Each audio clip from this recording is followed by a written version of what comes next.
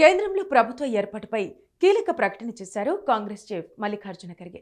ప్రభుత్వం ఏర్పాటు చేయాలన్న కోరిక ఇండియా కూటమికి లేదన్నారు. ఢిల్లీలోని ఖర్గే నివాసంలో ఇండియా కూటమి నేతలు భేటీ అయ్యారు. ఈ సమావేశానికి కాంగ్రెస్ నేతలు సోనియా, రాహుల్, ప్రియాంకతో పాటు SP chief Akhilesh Yadav, DMK అధినేత స్టాలిన్, టీఎంసీ లీడర్ అభిషేక్ బెనర్జీ, శివసేన ఉద్ధవ్ ఠాక్రే వర్గం నేత సంజయ్ రౌత్, శరద్ పవార్, సుప్రియా సూలే, ఒమర్ అబ్దుల్లా, లెఫ్ట్ పార్టీల నేతలు రాజా, సీతారాం యేచూరి హాజరయ్యారు.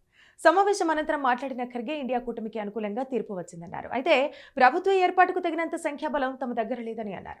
మోదీకి వ్యతిరేకంగా తీర్పును అభివర్ణించారు ఖర్గే. ప్రతిపక్షంలోనే కూర్చుండి ప్రభుత్వానికి ప్రజా వ్యతిరేక చర్యలపై పోరాడతామన్నారు.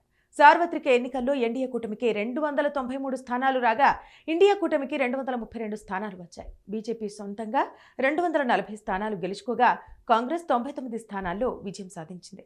ఇక ఉత్తరప్రదేశ్లో బీజేపీకి షాక్ ఇస్తూ అఖిలేష్ యాదవ్ నేతృత్వంలోని సమాజ్వాదీ పార్టీ 37 స్థానాలు సాధించి అతిపెద్ద పార్టీగా అవతరించింది.